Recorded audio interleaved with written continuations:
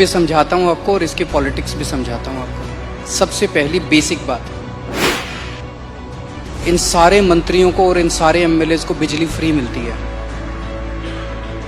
इनको जब बिजली फ्री मिलती है तो उसको फ्री भी नहीं बोलते, और जब जनता को, इनको 4-4 हज़ार यूनिट बिजली फ्री मिलती है महीने की, और मैं जनता को 200 यूनिट फ्री बिजली देता हूं तो इनको सबको तकलीफ होती है। क्यों?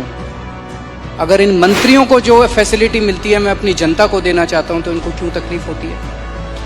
इन सारे मंत्रियों को और एमएलएज और एमपीज का सारा इलाज का खर्चा फ्री है। कोई बीमार हो जाए इनके घर का सारा फ्री है। तो अगर मैंने अपने दिल्ली के लोगों का इलाज फ्री कर दिया तो इनको क्यों तकलीफ होती है?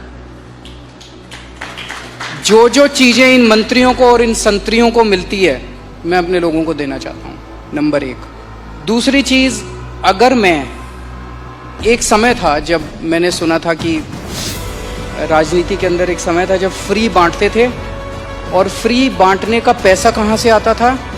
सरकार लोन लेती थी और लोन लेके उस पैसे से फ्री बांटते थे। That is not good economics.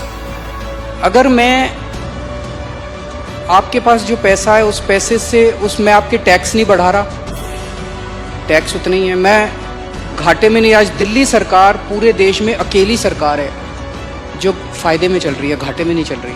CAG की रिपोर्ट है 2019 की, उस रिपोर्ट में लिखा है हमारी सरकार बनने के पहले दिल्ली सरकार घाटे में चलती थी। हमारी सरकार बनने से तब से लेके आज तक दिल्ली सरकार अकेली सरकार है पूरे देश के अंदर जो फायदे में चल रही है। मैं सरकार फायदे में चला रहा हूँ, मैं कोई नया टैक्स नहीं लगा रहा, मैं कोई लोन नहीं ले रहा। अगर मैंने करप्शन खत्म करके, पैसा बचा के लोगों को अगर सुविधाएं दे दी तो क्या बुरी बात की? तो दिस इज गुड इकोनॉमिक्स। और तीसरी चीज, पर ये मिरेकल होता कैसे? मैं एक छोटा सा एग्जांपल देता हूं। जैसे ये फ्री दवाइयों वाला कैसे सिलसिला चालू हुआ, ये बड़ा इंटरेस्टिंग है। हमने एक फ्लाईओवर बनवाया, उस फ्लाईओवर की 325 करोड़ रुपए की एस्टिमेटेड कॉस्ट थी, वो शायद 200-250 करोड़ रुपए में बन गया, तो 125 करोड़ रुपए उसमें बच गए। कैबिनेट मीटिंग चल रही थी, हम लोग डिस्कस कर रहे थे, तो पता चला कि ये 125 करोड़ रुपए बच गए। हम ये डिस्कस कर रहे थे इस पैसे को कहाँ इस्तेमाल करें। तो मैंने कहा अगर हम सबका इलाज फ्री करना चाहें तो कितना खर्चा आएगा?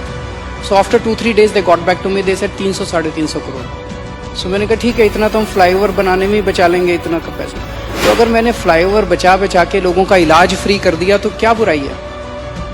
मैंने सुना था कि एक मुख्यमंत्री हैं शायद गुजरात के, उन्होंने अपने लिए एक जहाज खरीदा 190 करोड़ रुपए का। मैंने लिए अपने जहाज नहीं खरीदा, मैंने दिल्ली की सारी अपनी माँ बहनों का डीटीसी बसों में किराया मुफ्त कर दिया, 150 करोड़ का खर्चा आया। बताओ क्या बुराई है?